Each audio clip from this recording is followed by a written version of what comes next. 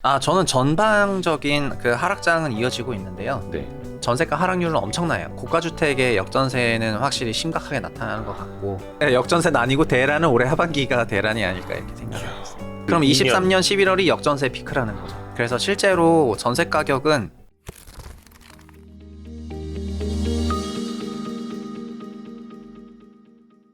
요즘에는 이제 커넥티드 그라운드 최상옥 대표님, 네.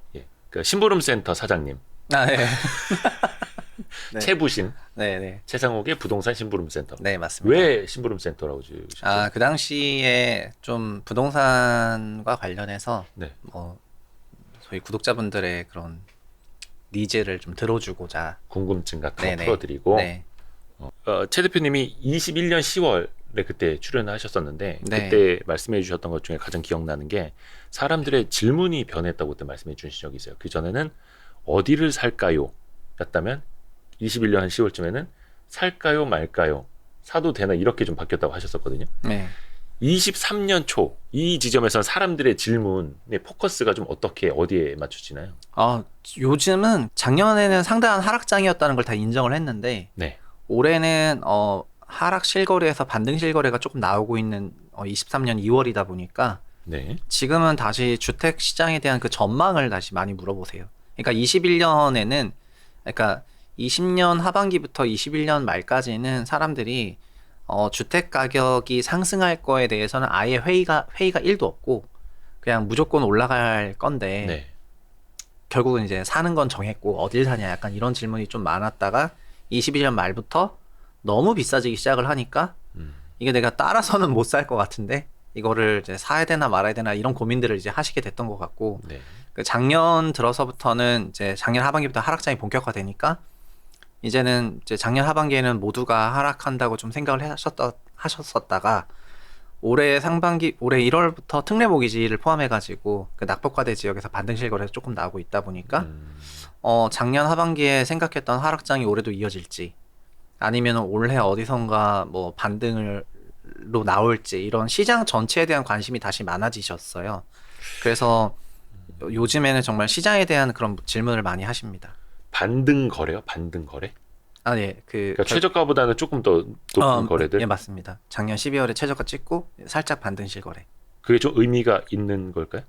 그러니까 계속해서 하락 가격을 더 기표하는 게 아니라 거기서 이제 반등 실거래가 나왔으니까 종전까지 올라왔다는 게 아니라 네. 여기서는 이렇게 돌아섰거든요.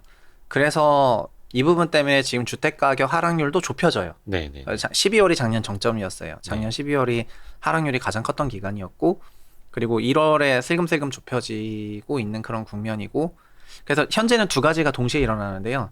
아시겠지만 작년에는 전국 아파트 매매 거래 25만 8천 건이고 서울시는 아파트 매매 거래가 10,000건이었어요.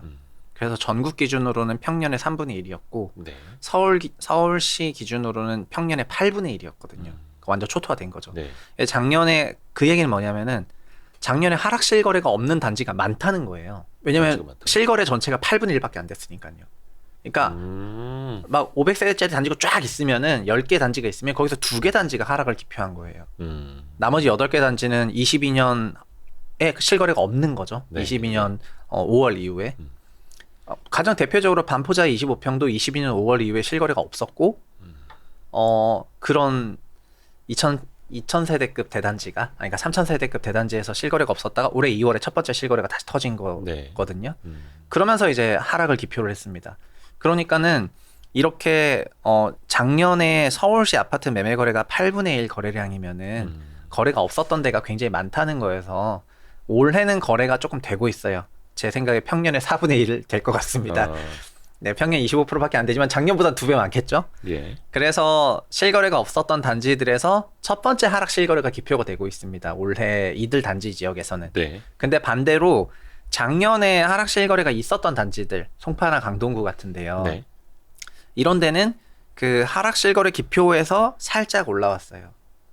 네, 그러니까는 사람들이 요 가격에서는 이제 바닥을 찍은 거 아니냐. 그쵸, 바닥 이런 얘기들을 지금 하시고 있는 거고, 지표가 하락세인 거는 아까 없었던 8개 단지가 마이너스를 처음으로 찍기 시작하니까 네. 이제 하락세가 기표가 되는 거고요.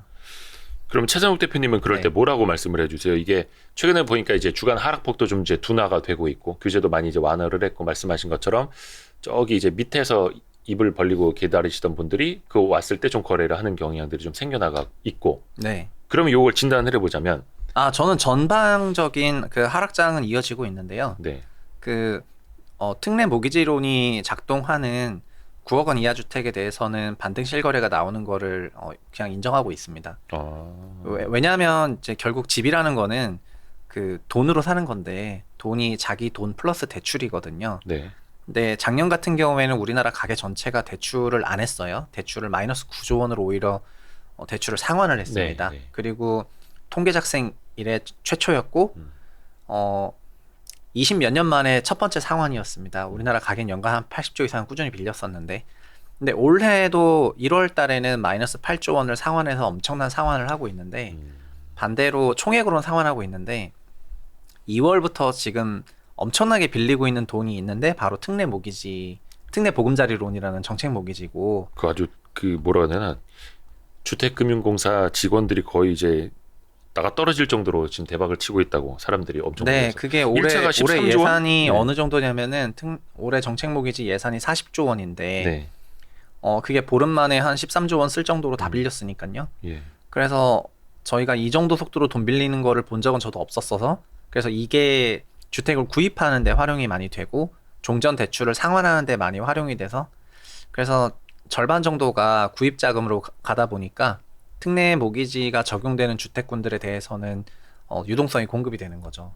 그래서 낙폭이 조금 많았던 지역이라고 서로 느꼈던 단지들에서 특례 모기지를 쓸 수 있다고 한다면 그들 지역에서는 반등 실거래가 나오는 거고요. 9억 이하 주택. 네, 맞습니다. 그래서 오히려 고가 주택이 지금 이제 첫 번째 실거래 기표하면서 빠지는 게 나오고 있고 이제 뭐 8억이었다가 4억 된 단지 이런 단지가 있잖아요.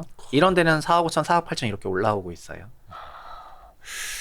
특례 보금자리론 요거는 그 뭐 중도 상환 수수료도 없고. 네, 그렇죠? 중도 상환 수수료도 없고 우대금리를 풀로 받으면 3.2% 고정금리이고 40년이고 그 다음에 소득 제한도 없고요. 네. 무엇보다도 DSR 적용을 받지 않으니까 또 1주택이신 분들까지도 쓸 수가 있어요. 무주택뿐만 아니라 1주택도 쓸 수가 있고 DTI가 한 60%까지 네. 되고. 그럼 어차피 DSR 안 걸리는 부분이 제일 커서 그래서 DTI는 개별 건에 대한 DTI니까요. 그러니까 통합에 대한 DTI가 아니라. 그렇죠, 그렇죠. 네, 그래서 자기 소득이 있다면은 특례 모기지 빌렸을 때 문제는 안 되실 거라고 생각을 한다면은 이게 실제로 많이 되는 이유가 있고 오늘 또 공교롭게도 그 언론에서 정책 모기지가 예. 다 소진될 것 같아서 상반기에 예. 40조 또 추가하겠다 이 얘기가 나왔거든요. 40조에 40조 원 한 번 네, 더. 40조에 한 번 더 40조에서 그럼 80조가 되는 거고 이 80조 정도 되면은 그때부터는 그냥 연간 은행을 통해서 빌리는 그 민간 대출 규모 1년치에 해당하는 그런 돈이라고 생각이 돼가지고 그렇죠. 네, 이렇게 엄청나게 유동성이 공급이 되면은 소위 낙폭과대 지역의 그 가격 하방 지지가 굉장히 셀 것 같습니다.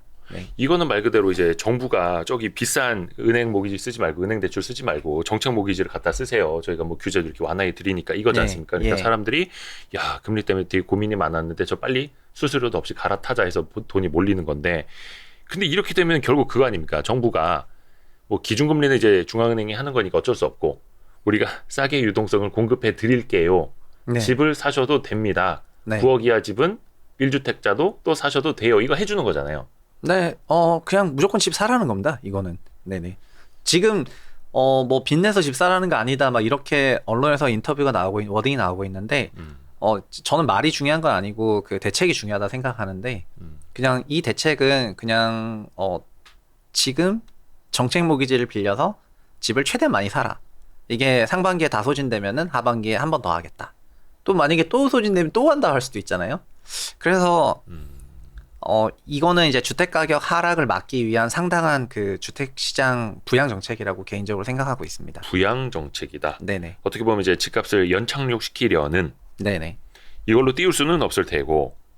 그러면 이게 이게 반등 실거래의 가장 큰 원천이어서 일단 바닥은 만들어. 네, 맞아요. 근데 사실은 이미 주택 가격이 너무 높은 레벨이어가지고 이게 고가 주택군에서는 이게 안 먹혀요. 그렇죠. 9억 이하만 네, 되니까. 9억 초과해서는 안 먹히고 그래서 이쪽 군이 실거래가 첫 번째로 기표될 때마다 작년에는 거래가 거의 없었으니까요. 평년에 10분의 1, 8분의 1이니까. 네. 기표될 때마다 이제 하락해서 거래가 되긴 하겠지만 밑에서는 막 바글바글 할 거 아니에요. 그래서 막 와 막 이러면서. 네. 그래서 어느 정도 상단은 막혀 있다 생각은 하거든요. 상단은 막혀 있는데 하방도 좀 막아 놓는. 네, 맞습니다. 맞습니다. 네, 그렇게 생각하고 있습니다. 그러네. 이거는 뭐 근데 약간 또 나중에 지역마다 이것도 좀 편차는 나타나지 않을까? 이런 대출들을 또 사람들이 어떻게 활용하라 하는지. 그런 예. 건 상관없을까요? 이게 그래도 그나마 이게 완전히 시장을 돌려세우지 않는 이유가 아직까지는 특례모기지를 네. 1주택자까지 예. 한 채 더 구입하는 갈아타는 수요까지만 허용을 하고 있거든요. 네네네. 근데 만약에 기존 주택은 뭐 2년 내 네, 3년 내 3년 내 3년 내. 매각으로 예. 이제 그 완화가 됐는데 네. 만약에 다주택자도 특례모기지 써라부터 시작해서 어차피 이게 1년 한시 운용인데 네, 네. 그러니까 2013년에도 약간 비슷한 게 있었는데요. 2013년에도 그 한시적으로 올해 매입하는 미분양 주택에 대해서 그리고 1주택자가 매도하는 그런 1주택자 매도 주택에 대해서 취득하면 양도세 100% 감면을 올해 한 해만 하겠다 이렇게 한 적이 있었어요. 네네네. 그래서 1년짜리 특례를 그 당시 시장에서 되게 적극적으로 썼거든요. 네.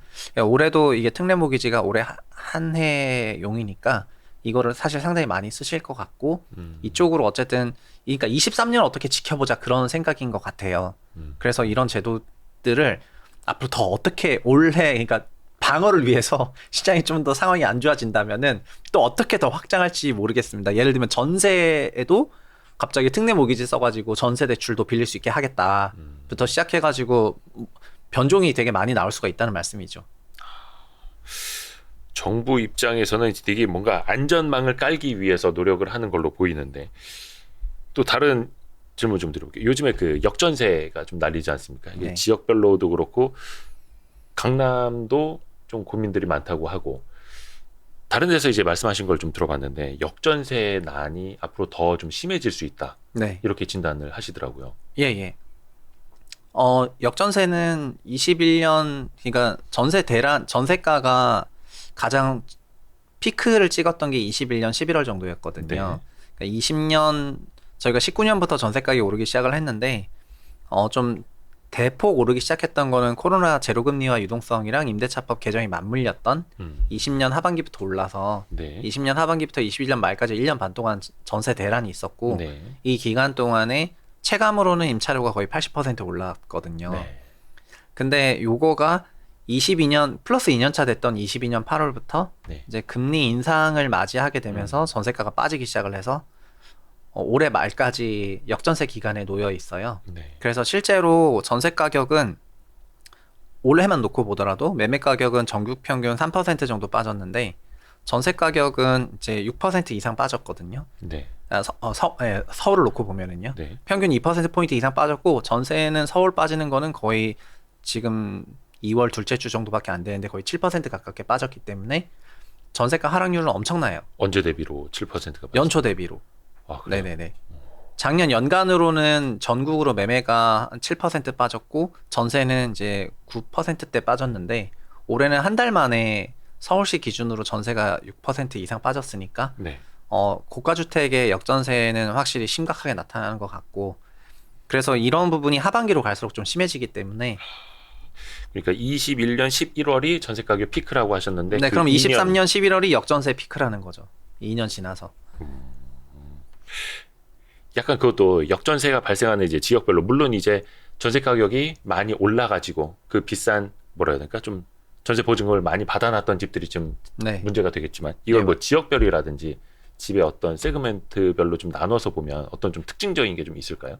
역전세난이 더 심해질 아니요. 수 있는 전세가 상승이랑 매매가 상승은 20년 하반기부터 21년 말까지 전국적인 현상이었어서 네, 네. 요거는 정말 세그먼트가 없어요. 다. 오히려 고가 주택으로 가면 갈수록 그 금액이 커지는 커지니까. 거죠. 예. 네. 그래서 뭐 최근에 이제 서울에서도 그 서울 서초구나 강남구에 있는 그런 입주 아파트들이 많다 보니까 임차료가 많이 내려가고 있는데 그렇죠. 명목 전세 금액 하락이 이제 수억 원을 넘어가기 시작을 하잖아요. 거기는 또 단위가 다르니까. 네, 제가 인천이라든가 이런 경기권을 돌았을 때는 좀 비싼 임차료가 전세 3억 5천에서 전세 6억 5천 됐다가 예. 다시 지금 전세 3억 5천 돌아가는 맥시멈 한 3억 정도고 예. 그러니까 전세 3억 5천일 때 매매가는 5억이었는데 예. 전세 6억 5천 되니까 매매가가 9억 5천 찍었다가 네. 전세가 다시 3억 5천 되니까 매매가가 다시 5억 되는 이런 흐름이거든요. 그래서 뭐 마이너스 깡통 해봐야 한 1, 2억 정도 차이고 네, 그 전에 네. 전세 가격하고는 한 3억 정도 차이는. 네, 맥스 그 정도고 근데 고가 주택을 가면은 뭐 전세가 8억이었다가 전세가 16억이 되고요. 그리고 전세 16억이 되는 상태에서 그러니까 전세 8억일 때 매매가는 12억이었는데 전세가가 16억이 되니까 매매가는 이제 20억이 됐다가 지금 전세가가 다시 9억이 되는 거거든요. 네. 그럼 16억에서 9억으로 7억 돌려줘야 되는 거여 가지고 네. 그러면은 임대인 입장에서는 이 9억을 예치를 해놨으면은 돌려줄 수 있지만 예. 예치를 안 하지 않습니까? 한국 전세제도는. 네.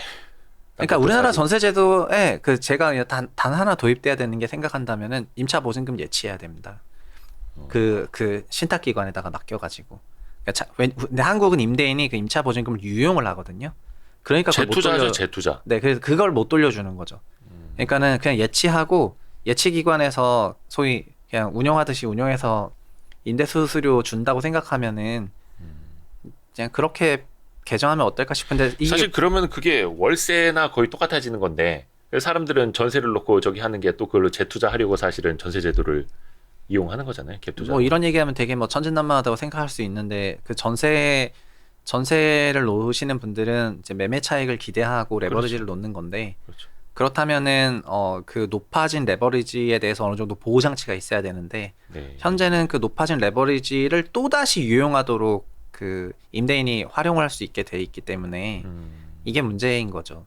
그러니까 높은 레버리지를 쓰지 말라는 게 아니라 썼다면 일단 임차인을 보호해야 되지 않나 이런 생각이고 신탁 기간이 있어야 그게 임차인에게 그 만기가 됐을 때 문제없이 돌아간다고 생각을 하고 있고요. 그리고 그분이 만약에 주택가에 실제로 올라간다면은 그 레버리지 활용해서 매각 차익을 벌인 거가 되지 않습니까? 네. 그러면은 목적 달성을 한 건데 현재는 그걸 넘어서서 임차 보증금을 높여받으면서 다시 레버리지를 쓰니까 이게 거의 무제한 레버리지로 돌아갈 수가 있는 거잖아요. 네. 그게 문제인 것 같아요. 그리고 월세를 놓을 생각이라면 애초부터 그냥 월세를 받아서 좀 더 그쵸, 높은 그쵸. 네. 이자 수익을 기대하시면 되는 거고요. 그렇죠. 근데 아예 목적 자체가 네네. 시세 차익이었으니까. 네. 여튼 그 네. 전세 그 금액이 아까 그 말대로 임대인이 유용했으니까 그걸 못 돌려주겠죠. 그래서 그분이 근데 돌려줘야 되는 시점 올해 하반기실 거고요. 그러니까 아직 전세 대란이 안 온 거죠. 아니 역전세 대란이 작년 하반기도 오고 있는데 지금은 네. 역전세 난이지 역전세 대란이 아니라. 네 역전세 난이고 대란은 올해 하반기가 대란이 아닐까 이렇게 생각하고 있습니다. 그 특히 이제 고가 주택 같은 경우에는 그 전세 보증금 너무 높으면 보증보험도 안 되지 않나요? 아 보증보험은 주택도시보증공사랑 주근공은 9억 원까지 보증보험을 해주고 네. 서울보증은 가액 제한 없이 보증을 해줍니다. 아 맞다. 거기 민간 회사니까. 네네네. 야 이거 그러면은 큰일 났네 이거.